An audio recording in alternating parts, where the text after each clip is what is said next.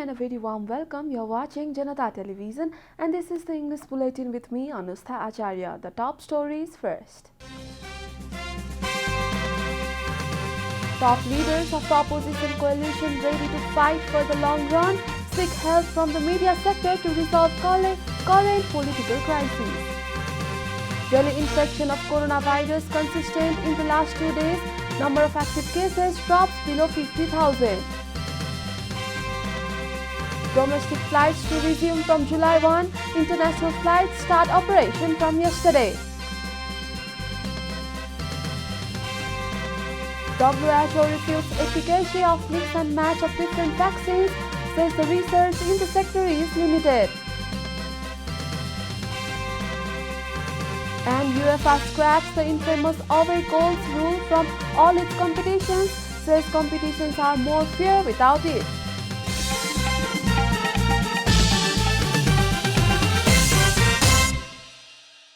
And now the news in detail.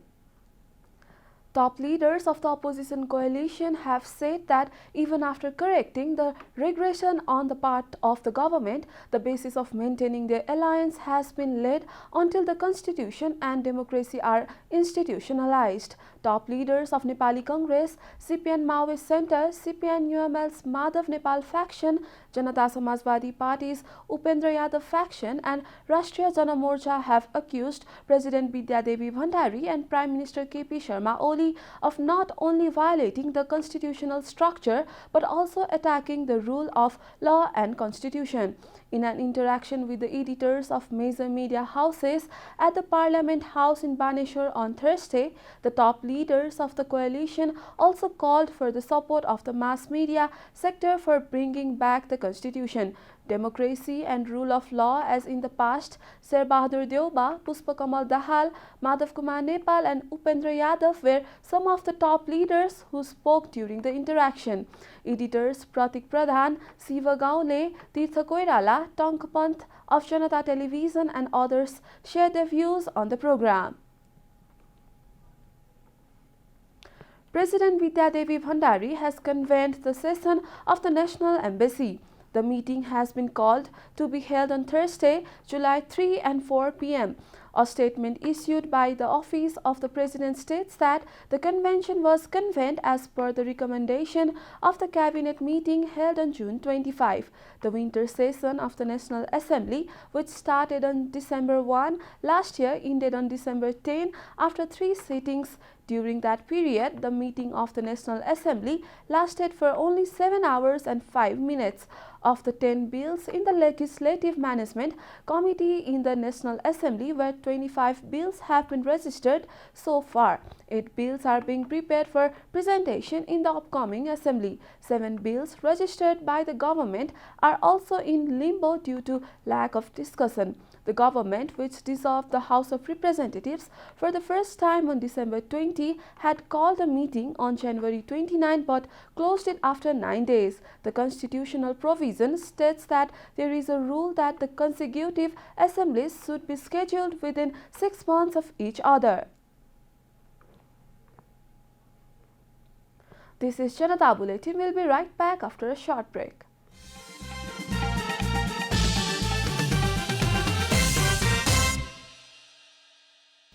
Welcome back after the break. We continue with other national news. Delhi infection of coronavirus has slightly increased following the confirmation of 1,577 new cases yesterday. A report. The government yesterday confirmed 1,577 new cases of coronavirus across the country. Daily infection was 1,511 a day earlier. The total cases of coronavirus in the country have climbed to 629,431, while the number of active cases has dropped to 49,555 from the overnight tally of 50,520. According to the Ministry of Health and Population, altogether 570,958 infected persons have tested negative for the disease in the country following the recovery of 2,518 patients yesterday.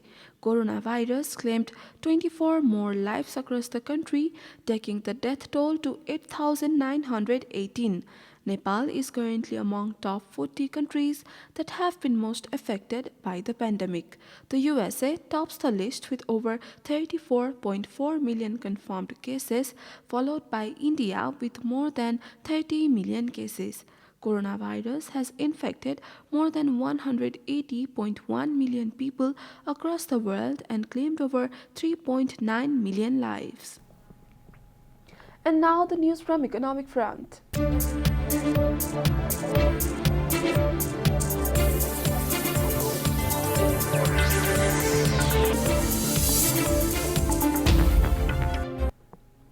The government has decided to resume domestic flights from June 1. The Ministry of Culture, Tourism and Civil Aviation has directed the Civil Aviation Authority of Nepal to resume domestic flights not exceeding 50% of the total flights from July 1. Such arrangement has been made until further notice. The ministry has also instructed the aviation governing body to ensure that the airline companies follow health protocols after resuming flights. The ministry issued the directive following a cabinet decision on Monday to allow flight resumption under certain conditions. Domestic flights were halted due to the second wave of COVID-19. In case of international flights, the ministry issued a notice on Wednesday stating that it has directed CAN to resume flights to certain destinations from June 24. The government has suspended domestic flights from May 3 and international flights from May 6 following the second wave of COVID-19.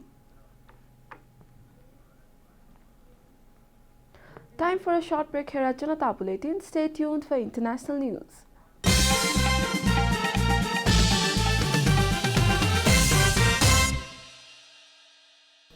Welcome back. Now the international news.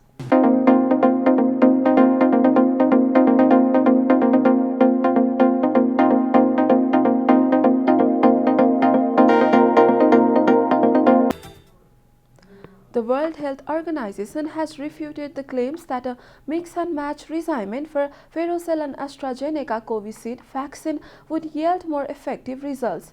Issuing a press statement on Wednesday, WHO clarified that it has not issued any such statements and the attribution is false. Such misinformation can lead to grave consequences for the public, reads the press release. WHO stated that data on the efficacy of mix and match of vaccines remains limited, while studies are ongoing regarding the interchangeability between vaccines and more evidence is needed regarding interchangeability of the second dose of AstraZeneca with Verocell vaccines before conclusion can be made, the statement further stated.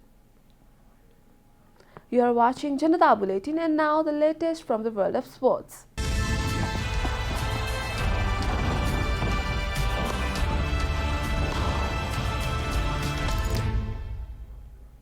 The away goals rule in European club football is said to be scrapped starting next season. UEFA has confirmed the rule, used since 1965, decided drawn two-legged games by favoring the team that scored the most goals away from home. All ties that remain level on aggregate at the end of the second leg will instead go to extra time and, if needed, penalties. The impact of the rule now runs counter to its original purpose, BBC quoted UEFA President Alexander Ceferin as saying. He added, "It is fair to say that home advantage is now no longer as significant as it once was." UEFA Club Competition Committee made the proposal in May and it has now been approved by the body's executive committee. It means games in Champions League, Europa League, Europa Conference League and Women's Champions League will no longer use the rule. You are watching Janata Bulletin, and the headlines once again. Top leaders of the opposition coalition ready to fight for the long run seek help from the media sector to resolve current political crisis. Daily infection of coronavirus consistent in the last 2 days. Number of active cases drops below 50,000. Domestic flights to resume from July 1. International flights start operation from yesterday.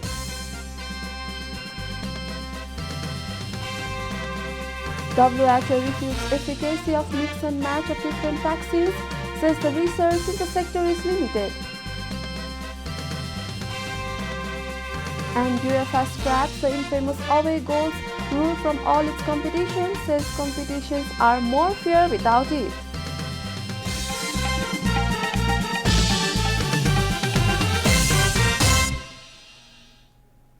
And that's all from the English News Desk for today. You can follow Janata Television and our programs on various social media platforms, including on our website janatasamajah.com. Keep watching Janata Television. Namaste.